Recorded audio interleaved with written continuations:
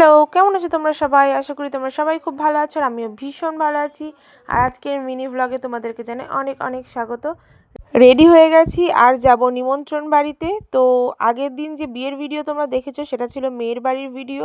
তো সেখানে আমাদের কন্যাযাত্রী যাওয়ার জন্য নিমন্ত্রণ ছিল, কিন্তু আমরা কন্যাযাত্রী যাইনি। আমাদের ছেলের বাড়ি থেকেও নিমন্ত্রণ করেছিল, তো আমরা গেছিলাম ছেলের বাড়িতে। তো দেখো ঢুকে গেছি আর আমাদের বাড়ি থেকে প্রায় 2 ঘন্টা লাগে। এটা ছিল জলঙ্গিতে।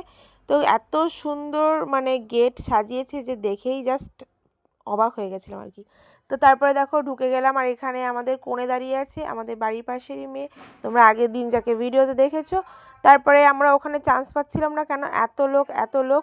তারপরে কোনো রকমে ভিড় ঠেলে মা ঢুকে গেল ওখানে গিফট দেওয়ার জন্য। গিফটটা কোনো রকমে দিয়ে আবার বেরিয়ে চলে এসেছে, কারণ ওই যে বললাম প্রচণ্ডই ভিড় ছিল। আমরা প্রায় ওখানে 8:30 নাগাদ পৌঁছেছি। তো সৃষ্টি একটা ফটো তুলে নিয়েছি, সৃষ্টি আর বাবান, আর আমরা কোনো চান্স পাইনি।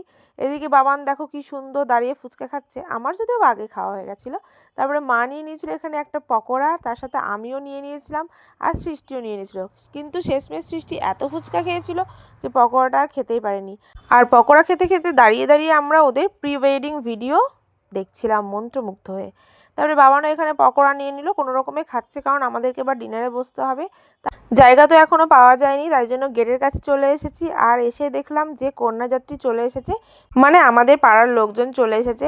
আর সবাইকে কি সুন্দর করে জামাই ওয়েলকাম করছে, একটা করে গোলাপ ফুল দিয়ে আর কিছু একটা ওই স্প্রে করছিল, ওটা আমার মনে নেই। চলো তারপরে সবাইকে দেখে একটুখানি স্মাইল দিয়ে দিলাম। আর ওদিকে বাবানকেও পাঠিয়ে দিলাম যে দেখা যায় জায়গা ফাঁকা হয়েছে কি না। তো এখানে সৃষ্টি আর আমি দাঁড়িয়েছি, মা এক জায়গায় বসে আছে।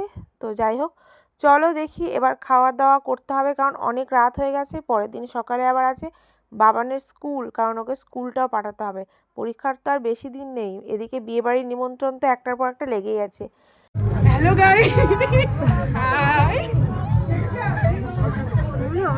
ছোট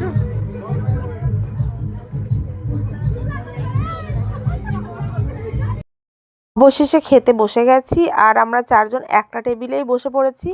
তো এখানে আমরা মেনু কার্ড আর খাবার দাবারের অপেক্ষায় রয়েছি। মেনু কার্ডটা দেখো কী সুন্দর, এখানে একটা চেকবুক টাইপের আছে।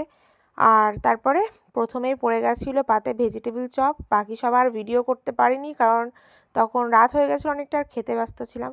যাই হোক, ছোট্ট ভিডিওটি এখানেই শেষ করছি। ভালো লাগলে লাইক শেয়ার কমেন্ট করে দিও, আর আমার এই ছোট্ট মোটো চ্যানেলটিকে সাবস্ক্রাইব করে পাশে থেকো। আজকের মতো আসি, বাই।